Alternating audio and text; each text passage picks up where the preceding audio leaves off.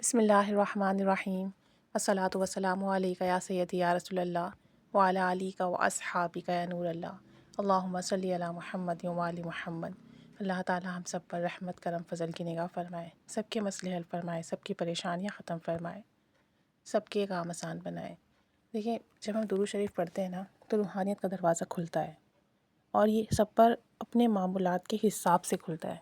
روحانیت ملتی ہے، درود شریف میں روحانیت ہے، اور بغیر مرشد کی بھی آپ کو روحانیت مل سکتی ہے۔ بس پڑھنے والا جو ہے وہ دل سے سب کو معاف کر دے، مخلوق کی خدمت کرتا ہو، اعمال اچھے ہوں، اور پھر درود پاک پڑھتا ہو، تو پھر اس کو روحانیت ملتی ہے اور بہت کرم اور فضل کا معاملہ ہوتا ہے۔ ہم نے اکثر دیکھا ہے کہ ہم یہ دیکھتے ہیں کہ جو لوگ درود شریف پڑھتے ہیں انہیں روحانی خواب آتے ہیں، اور انہیں پہلے سے چیزوں کا علم ہونے لگتا ہے، ان کے دل کی کیفیت بدلنے لگتی ہے۔ یہ سارے معاملات سب کے ساتھ ہو سکتے ہیں، بس پڑھنے والے کی تعداد بھی زیادہ ہو اور اطوار بھی اچھے ہوں، ادب بھی ہو، اخلاق بھی اچھے ہوں، پھر کام بنتا ہے، پھر کرم و فضل کے فیصلے ہوتے ہیں۔ یہ خاتون کہہ رہی ہیں کہ میں نے ایک دفعہ ایک چینل پر دیکھا کہ ایک خاتون جو کہ کسی صدر کی والدہ تھیں، ان کے لیے خانہ کعبہ کا دروازہ کھولا جاتا ہے، اور وہ اپنے بیٹے کے ساتھ، کیونکہ ان کے بیٹے صدر تھے، خانہ کعبہ کے اندر جاتی ہیں، وہاں نفل پڑھتی ہیں، تو کہتی ہیں میرے دل میں خیال آتا ہے کہ یا اللہ، کیا آپ کے گھر کا دروازہ، یعنی کہ آپ کا گھر جو ہے، خانہ کعبہ جو ہے، اندر سے دیدار صرف اور صرف صاحب حیثیت لوگوں کو ہی ہو سکتا ہے؟ اب وہ کہتی ہیں کہ میں اور میرے جیسے جتنے بھی لوگ ہیں، وہ غریب ہیں یا ان کی کوئی تعلقات نہیں ہیں، تو وہ تو اس مقام سے یا اس معاملے سے کبھی بھی نہیں جڑ سکتے۔ کہتی ہیں کہ میں نے اللہ تعالیٰ سے کہا کہ اے اللہ، تو جتنا ان کا ہے اتنا ہمارا بھی تو ہے، تو سب انسانوں کا برابر ہے، تو جتنا تیرے ماننے والے ہیں، تجھ سے محبت کرنے والے ہیں، تیرے سامنے جھکنے والے، تو سب کا ہے۔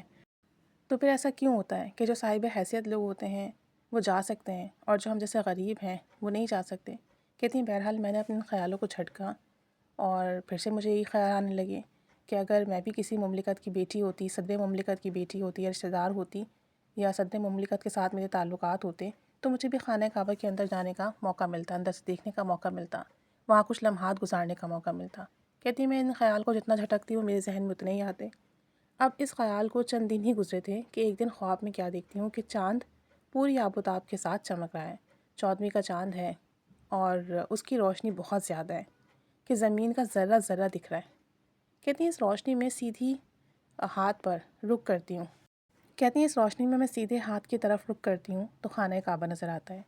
اور بہت کم لوگ ہوتے ہیں وہاں پہ اس وقت۔ ارد گرد اپنے کچھ رشتہ داروں کو بھی میں وہاں دیکھتی ہوں، میں کچھ دور کھڑی ہوتی ہوں، لیکن ایسا تھا کہ جیسے خانہ کعبہ پر جو بھی میری نظر پڑ رہی ہے اس کے راستے میں کوئی موجود نہیں ہے، راستہ بالکل صاف ہے۔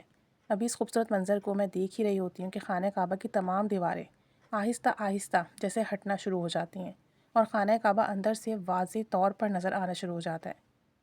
میں حیران ہو جاتی ہوں کہ یہ کیا ہوا ہے،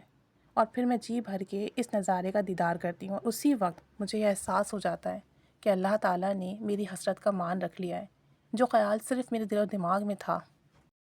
جو خیال صرف اور صرف میرے دل و دماغ میں تھا، جس کو میں زبان پر نہیں لے کر آتی تھی، یہ درود شریف پڑھنے کی برکت سے اللہ تعالیٰ نے مجھے دیدار عطا کیا، اور جس سے میں سیر ہو گئی، میرے دل کی حسرت ختم ہو گئی۔ اسی طرح اور بھی بہت سے خواب دکھائے گئے جس میں مبارک ہستیوں کا دیدار ہوا، نبی کریم صلی اللہ علیہ وآلہ وسلم کے عشق کی راہ میں بڑھنے کے لیے پیغامات دیے گئے، درود شریف پڑھنے کی برکتیں بتائی گئیں۔ اگر کسی کے مسئلے کا معلوم کرنا ہو اور اس کے لیے دعا کرنا ہو تو اس کے لیے بھی پیغام مل جاتا کہ وہ کیا پڑھے کہ اس کا مسئلہ حل ہو جائے گا، اس کی مشکل ختم ہو جائے گی، یا اس کی مشکل ہے کس وجہ سے۔ ان ساری باتوں کا علم مجھے خواب کے ذریعے ہونے لگا۔ کہتی ہیں کہ ایک بات کا ذکر کروں کہ بہت سے لوگ ایسے بھی ملتے ہیں جو آپ کو کہ جن کے لیے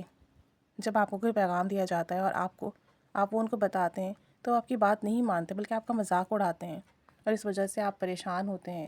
آپ کا دل بھی دکھتا ہے، دل بھی ٹوٹتا ہے۔ لیکن بہرحال جو لوگ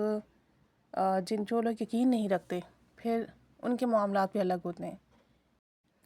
کہتی ہیں کہ انہی خوابوں کا سلسلہ چلتا رہا، مستقبل کی چیزیں بھی دکھتی رہیں، دعائیں بھی پوری ہوتی رہیں، اور ایک دل میں خواہش یہ تھی کہ نبی کریم صلی اللہ علیہ وآلہ وسلم کا بھی دیدار ہو جائے، جہاں اتنی مبارک ہستیوں کا دیدار ہوتا ہے۔ پھر اللہ تعالیٰ نے مجھ پر مزید کرم فرمایا، اور مجھے آپ صلی اللہ علیہ وآلہ وسلم کا دیدار ہوا، اور ایسا نوازا کہ اتنا وقت گزرنے کے باوجود بھی جب میں نظروں کے سامنے وہ خواب آتا ہے، وہ منظر آتا ہے، کس طرح سے مجھے دیدار ہوا، آپ یقین کریں میرا دل غم سے بھر جاتا ہے۔ کسی طرح بھی سکون نہیں مل رہا تھا۔ تو نبی کریم صلی اللہ علیہ وآلہ وسلم، جب کبھی مجھے سکون نہیں ملتا، بہت پریشان ہوتی ہوں، تو ان لمحوں کو یاد کرتی ہوں جس میں آپ صلی اللہ علیہ وآلہ وسلم کا دیدار ہوا۔ آپ یقین کریں سیکنڈز میں میرے دل سے تمام غم دھل جاتا ہے، تمام پریشانی ختم ہو جاتی ہے۔ اللہ تعالیٰ سب پر رحمت کی نگاہ فرمائے۔ کہتی ہیں ایک مرتبہ میرے دل میں خیال آیا کہ لوگ روحانیت میں اتنے اعلیٰ مرتبے پر فائز ہوتے ہیں،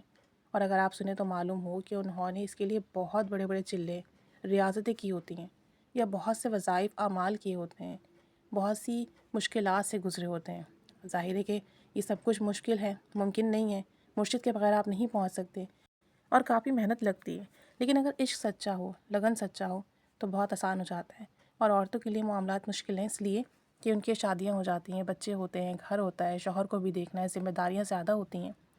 تو کہتی ہیں کہ روحانیت کے راستے پر چلنے کے لیے بہت دقت ہوتی ہے اور بہت مشکلات اٹھانی پڑتی ہیں۔ کہتی ہیں کبھی میرے ذہن میں یہ بات بھی آتی ہے کہ کیا میں روحانیت کے راستے پر چل سکتی ہوں، کیا میرے لیے بھی کوئی مقام ہے۔ حالانکہ عشق میں سوال نہیں سوچنے چاہیے۔ سچا عشق تو وہ ہوتا ہے جس میں کوئی لالچ نہ ہو، کوئی مقام کی طلب نہ ہو، کسی انعام کی طلب نہ ہو، کسی منزل کی طلب نہ ہو، بس آپ محبوب کی یاد میں درود و سلام پڑھیں۔ کہتی ہیں پھر بھی چونکہ ہم انسان ہیں اور بہت کمزور ہیں، تو اس طرح کی باتیں اور سوچیں ذہن میں آتی رہتی ہیں۔ کہتی ہیں کہ اس طرح کی باتیں میرے ذہن میں آتی، میں نے جھٹک دیتی اور پھر درود پاک پڑھنے لگتی۔ کہتی ہیں پھر خواب میں نے 3 بڑے اللہ کے ولی دیکھے، بہت بڑے مراتب پر دیکھے، اور وہ مجھے اشارہ کر کے کہنے لگے کہ تم ہم میں سے ہو۔ یعنی ان کا یہ کہنا ہی میرے لیے کافی تھا، مجھے اپنے سوالوں کا، خیالوں کا جواب مل گیا۔ اس کے بعد میں نے اللہ تعالیٰ سے معافی مانگی کہ اللہ تعالیٰ میں ان تمام چیزوں کے پس نظر صرف درود و سلام پڑھنے پر، پھر میں نے اللہ تعالیٰ سے معافی مانگی کہ یا اللہ ان خود غرض خواہشوں اور سوالوں کو نظر انداز کر دے اور مجھے معاف فرما دے، اور بے شک تو بے نیاز ہے اور بہترین نوازنے والا ہے۔ بے شک جو لوگ محبت سے چلتے ہیں، محبت سے درود پاک پڑھتے ہیں، ان کے لیے بڑے مراتب ہیں، بڑے فضل ہیں، بڑے کرم کے فیصلے ہیں۔ بس درود پاک پڑھنے والے کی لگن سچی ہو، جب وہ پڑھے تو محبت میں پڑھے اور پڑھتا چلا جائے، پڑھتا چلا جائے، کوئی امید، کوئی غرض نہ رکھے، پھر اللہ تعالیٰ نوازتا بھی ویسے ہی ہے کہ آپ نے سوچا بھی نہیں ہوتا، وہ گمان سے پڑھ کر ملتا ہے۔ اللہ تعالیٰ ہمیں سچا عاشق بنائے اور بہت محبت سے درود و سلام پڑھنے کی توفیق عطا فرمائے، آمین۔